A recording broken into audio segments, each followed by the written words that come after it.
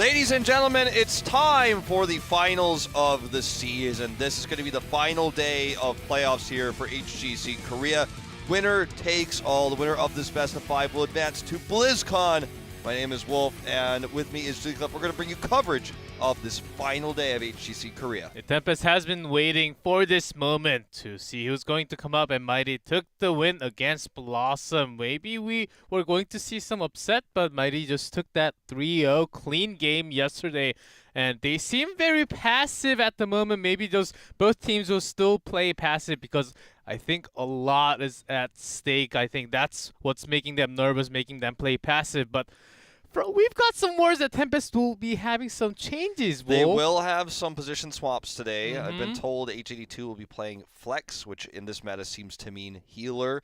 We will have Honkono playing tank, Lockdown playing solo laner, from what we are told. So they've had the longest time, obviously. They've had a whole week since their tiebreaker match with L5 to watch the players go up through the gauntlet. That's the advantage you have as first seed. They will also be able to choose first map or first ban. So going into this gauntlet, they're the highest seeded team. They're the favorites to go to BlizzCon 3 for 3 times where we had a top 3 team. They want to get that 3rd slot, right? So there was Eastern Clash 1, they got the 3rd place slot there. There was Eastern Clash 2, they got the 3rd place spot there. They would like to be 3 for 3 in tonight's matches. Yes, as the Korean meme, Tempest is also known as 3. Well, we have Kong, which is 2, but Tempest is filling in that 3. But after losing to L5 that quickly, they were dominated by a single support with burst damage, like lots of Sonya picks. From L5, they lost 0-3 last weekend in the tiebreak. I think that had to do something with the role changes. Do you think definitely so? it could be, because remember, Lockdown is a great Sonya player. He always has been. So we'll see if that comes into play. We got that music. I don't know. I think someone just pressed the wrong button back there. But it's our final day, so maybe there's having some surprise for us or something. Sure. I hope so. It would be cool. It would certainly be exciting. I don't know if there is, because it wasn't in rehearsal, so I'm like, I don't know. I would definitely be surprised myself. But we had a little button press back there. We're going to jump into the games shortly, of course. Tonight's the final night, so it probably was our graphic that shows like the progression of the teams here. Here it is. Yeah. All right, so Tempest versus Mighty, our final of the season. Sure, is it the final of a tournament? Is it Super League? No, but you can consider this to be the finals because the winner of this round will advance to HGC Finals, the BlizzCon tournament, as we like to call it. So it will be happening at BlizzCon. Yep, and it's been a long time going through HGC, and this will be the last coverage of Korea for this year. And Tempest, Mighty, this can actually, lots of Korean casters are also thinking that this could go into all the way to 5 games, a full series. I wonder how aggressive Tempest will play, because from what we saw from Mighty, they were super passive, just having their favorites, having their advantages rolling around the macro. That's all they did against Blossom, which worked.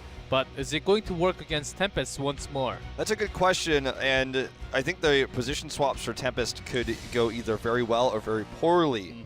Everyone knows how I feel about that. Yeah, it's a big risk, and I think you're not the biggest fan, of course. I mean, when you look at top teams that have had great success, when you look at MVP Black, L5, Fnatic, Dignitas, these teams that are top tier teams, even the Chinese teams that were legendary in the past, E-Star, for example, even Braveheart going back to 2015, these teams do not switch positions 4 times throughout a season and then find themselves getting to where they got to.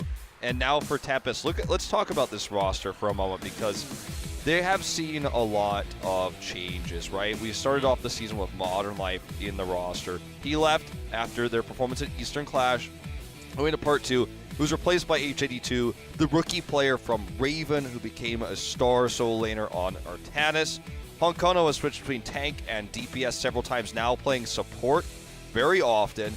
You've got Lockdown, who's always been the most flexible player on the team, going back even to 2016 summer, where they took the title.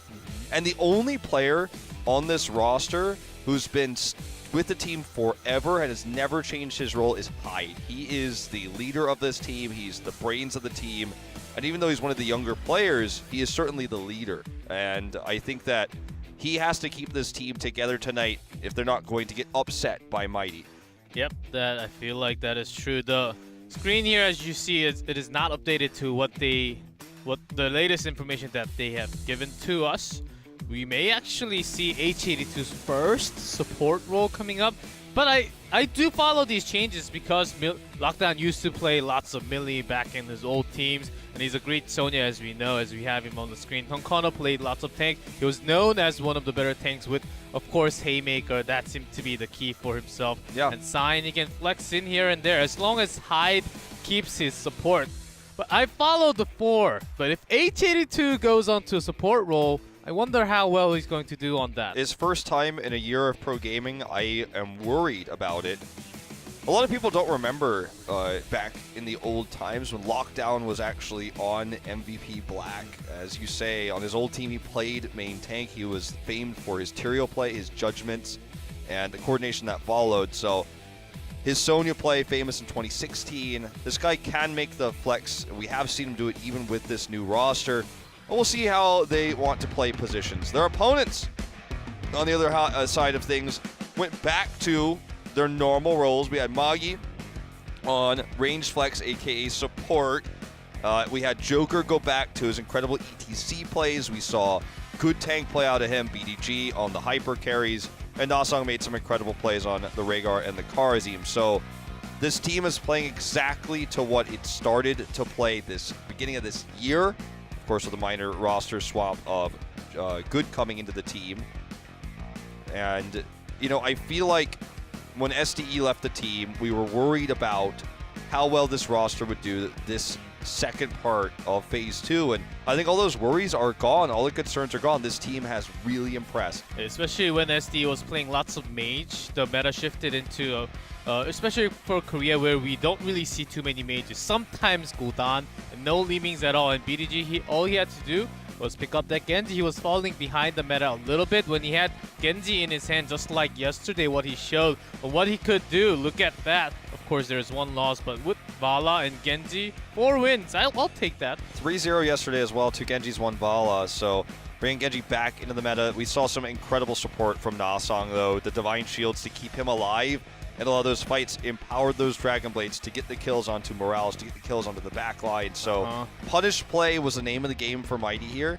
I think if you're playing against a roster of Tempest that has position swaps, the punish play can certainly be very powerful. So I think don't count this team out tonight, and with the position swaps of Tempest, we'll see how those go after Game 1. I think we'll have a better idea as to whether it's an improvement or perhaps a weakness going to this best of 5. I think going into the match tonight between these two teams, because L5 really pushed in hard for what Tempest could show, and Tempest's weakness really showed last Sunday. And Mighty, even their play was not too perfect yesterday. So in terms of going into the matches tonight, I think both teams realize what they're good at, what the opponent's weak at. So depending on the draft and how it goes, if both sides goes into the comfort picks that has been going around in the Korean meta, if they go with the double support once more, maybe they'll try to counter it.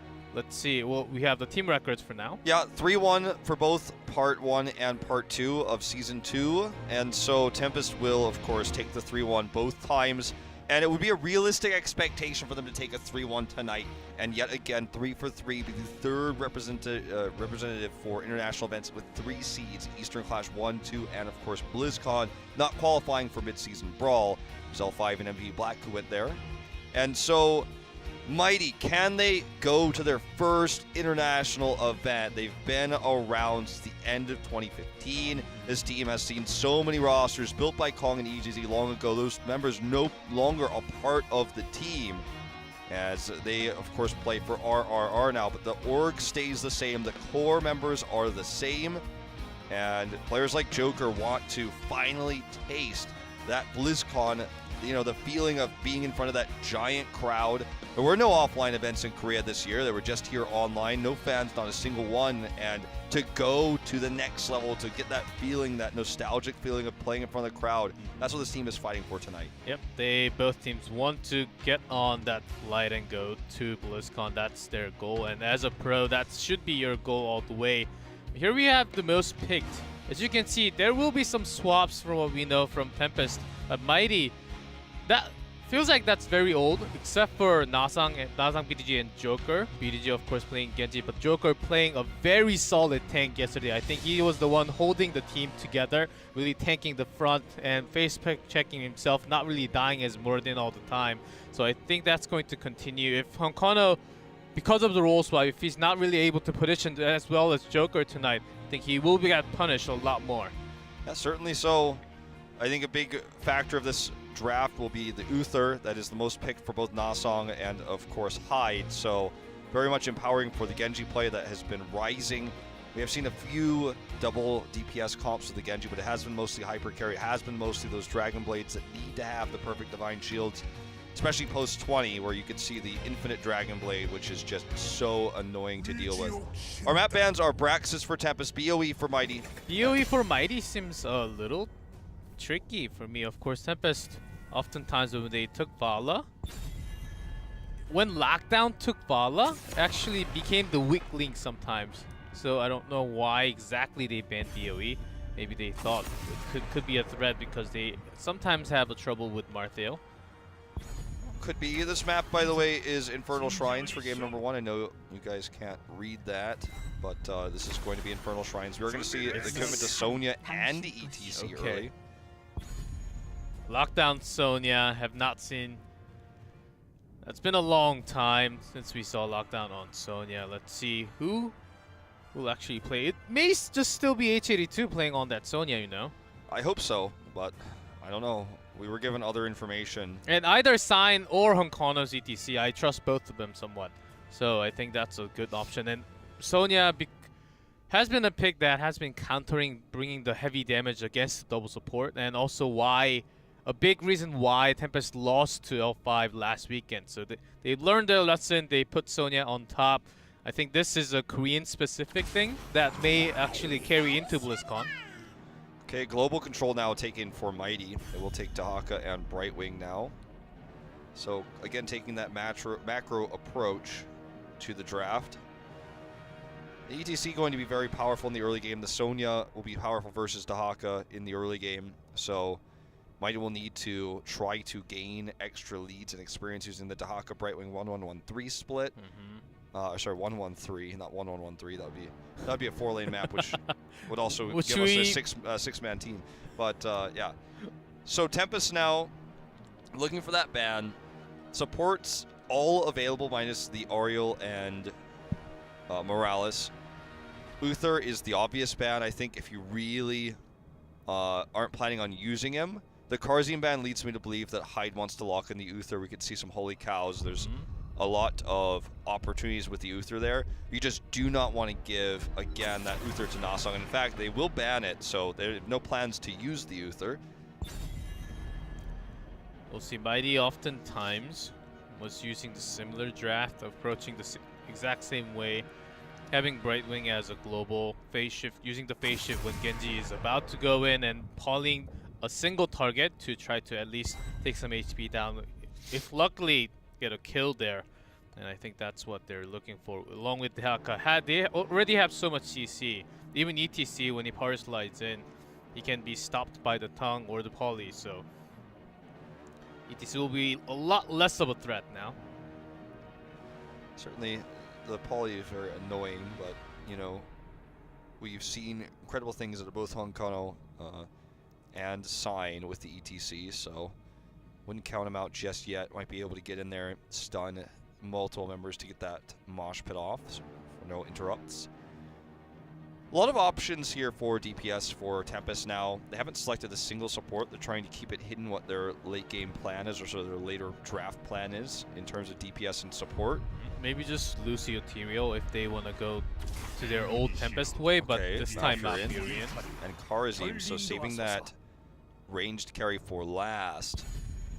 And it's this comp is very much a composition that is going to require, I think, a pretty safe, highly hit-pointed ranged DPS like a Grey main, because there's no burst. Palm will be able to save whoever it is, but there's not a whole lot of options. It could be a Cassia comp as well. Not very strong against the Genji, though. And Garrosh will be committed to here for Joker and Rhaegar. So Mighty will have a very similar type of draft to start us off in game number 1 in Shrines compared to yesterday. What they have been playing well yesterday. Let's just try the same thing and how it works against Tempest. Let's just get a feel how they can deal with what we did yesterday. If they have any answers, I think that's a question that the Mighty is asking against Tempest right now. But what is this last pick going to be? Well, I mean, something like Vala is an option, but I don't think it's going to be effective. I don't think Vala works here. But let's talk about Vala what would die. Well, let's talk about easily. what heroes exist, right? We have Vala, we have Greymane, Lunara, Tracer. You know, these heroes don't work with the support Raynor. pairing besides the Greymane, I think, in terms of like health pool and Malfurion slow healing over time. Malfurion works great with Sonya, but not so much to range DPS. Hammer, Raynor, these heroes I just don't think we will see. They certainly could try the Hammer, but it's a risk. Tychus, a similar one. A Terran in between Raynor and Sergeant Hammer. Well, the Tychus is certainly going to have a decent health pool, and it is going to burn down the tanks, especially like the Garrosh as well. It will, you know, get the armor, but still, Tychus can burn through that very well. And it's just solo tank Garrosh. If they can break through that, Sonya could do so much damage. Tychus will have a lot of range here, and he can clear the shrines very quickly. But this is already a very risky and unusual draft here from Tempest. They are not playing it safe. They are not playing it standard. As we go into our first game here against Mighty on Infernal Shrines, let's jump into game number 1.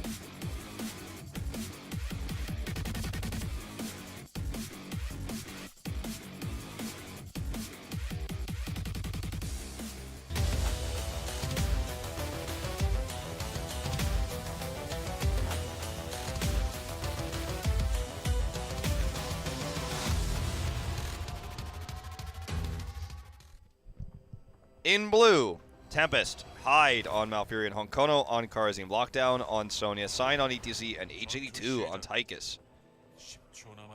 So that swap in the soul laners, as we talked about. And Mighty, Joker on Garrosh, BDG on Genji, Good on Dehaka, Nasang on Brightwing, Magi on Rhaegar. So we have seen Tychus in the soul lane before, actually, only in Korea, but few times when they needed a solo laner. I don't think that's what's going to happen here. I think this is just Lockdown playing the Sonya, which is part of the reason why they were doing these role swaps in the first place, you would have to assume. It is H82's very first Tychus. Yes. And see how he does. He oftentimes was melee, so on that range may not feel as comfortable, but the range with that nerf, I guess he's a little bit close to melee. I was thinking the same thing. Okay, well, Honkono's already caught here. We'll have to dash away. Other than that, it's about the same Hide on support, Honkono on Karazim, and the Sign on ETC. Yeah, everything else is exactly the same, so. This one I cannot argue other than H82. Let's just wait and see how well he does. Yeah, I mean, we know we don't need to doubt Lockdown Sonya. That's what we can believe. That's what we can trust, but H82 we don't know yet. He hasn't proven himself one way or the other. So on the side of Mighty, their pick of Garrosh is very strong against the ETC, very strong against Sonya, and the Karazim in terms of melee dive-ins who can get punished in the early game by a toss. In the later parts of the game, though, he will definitely fall off in power because he won't have walls to toss heroes behind.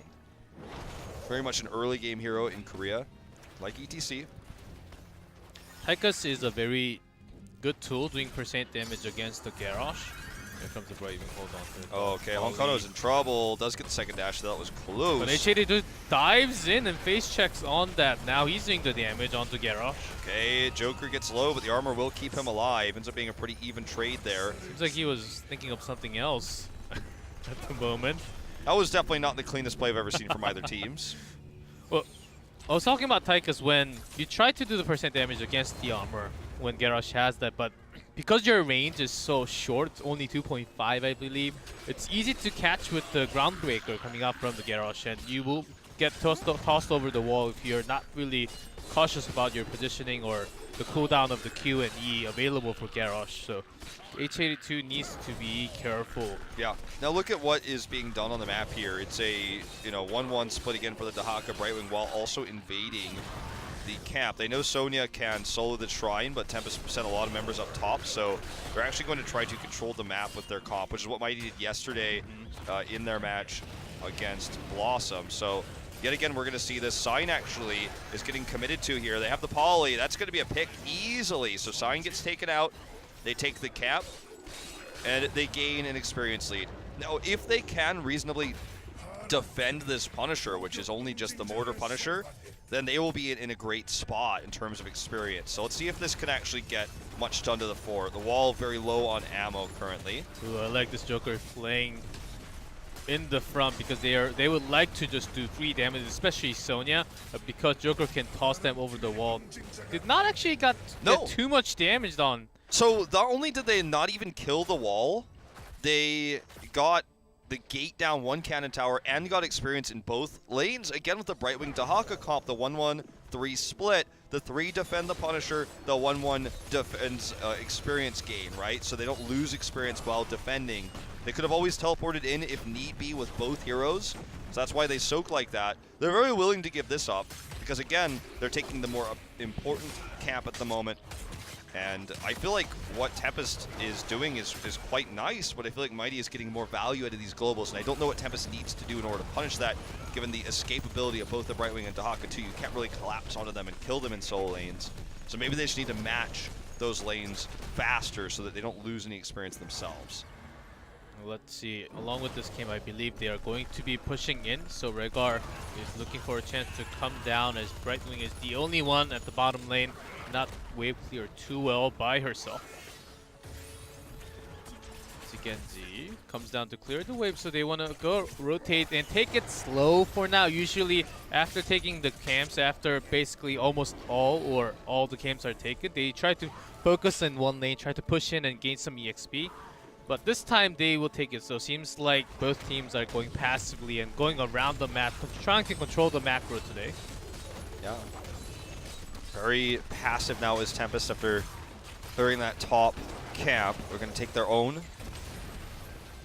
And the Shrine here, what happens if Tempest loses it is very, very detrimental. If Mighty loses it, Mighty has less to lose, right?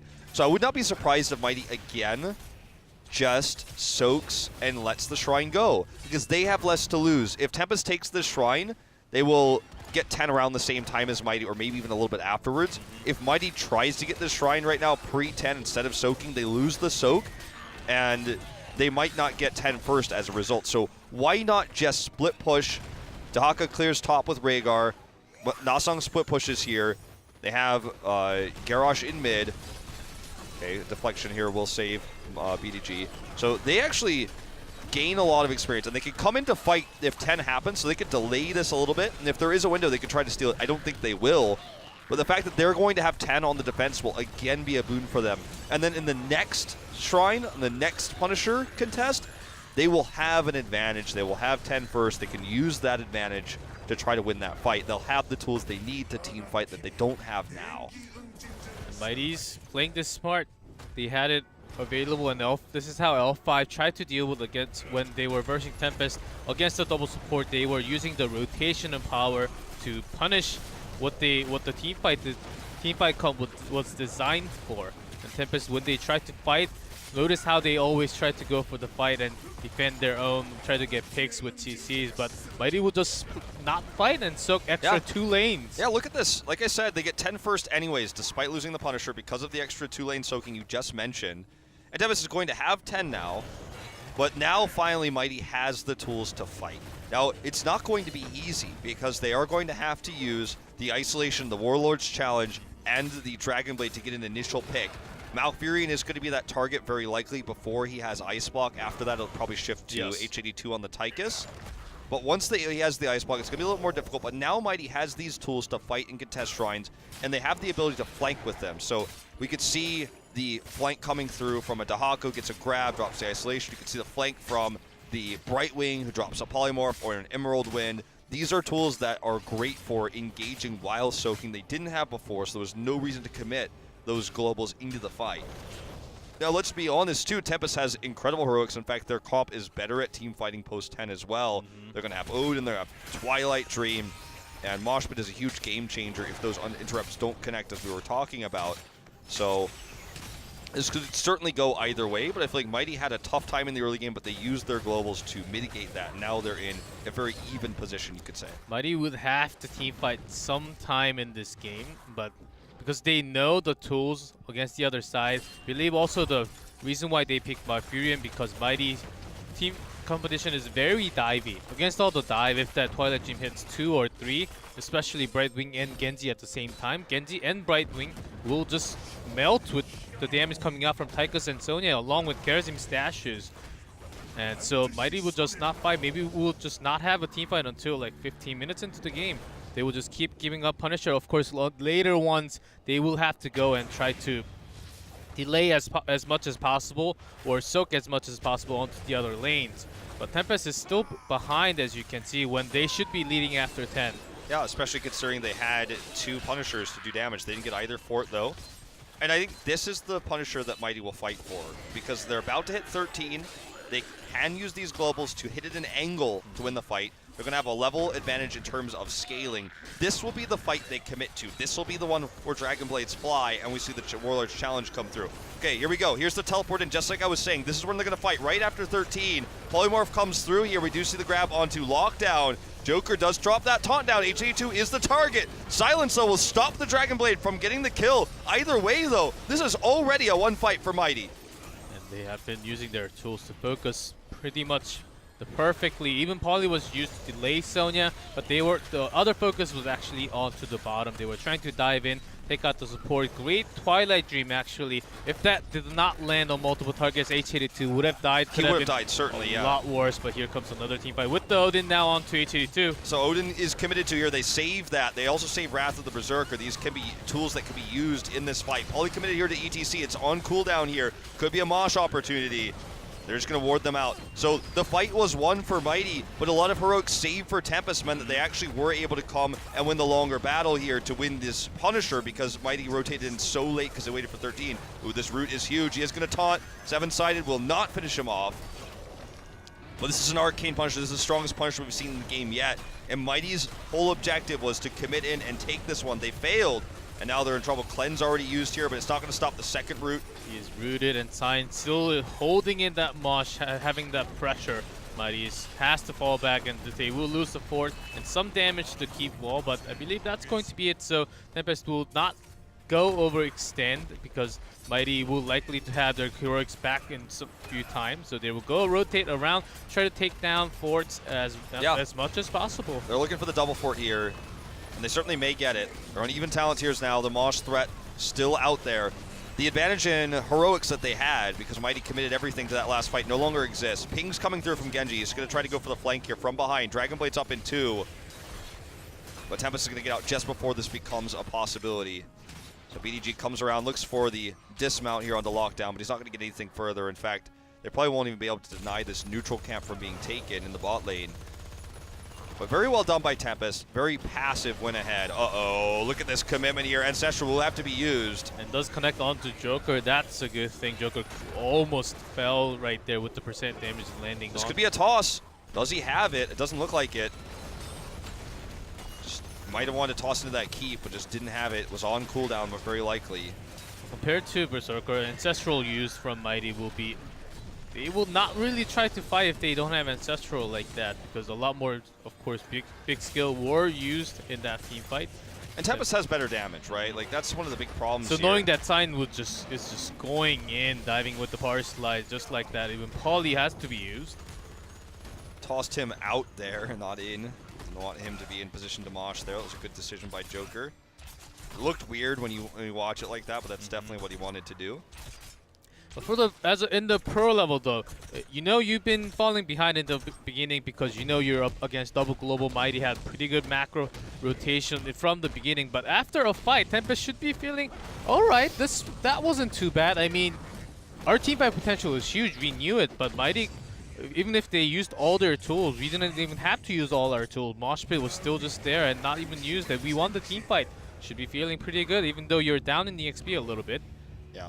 Tempest has the better team fighting comp, and Mighty's just trying to get enough of an EXP lead that it doesn't matter, but it's just simply not working at this stage. 16's around the corner, so they're going to have a talent tier advantage again for their teleport engage onto this. Notice Dahaka's going up top as well, so they're going to push double top here to then teleport in to try to win the flanking fight. They need an initial pick. Wrath used early here for lockdown. You can keep that going pretty much indefinitely. But they need that pick that they were unable to get onto HA2 last time.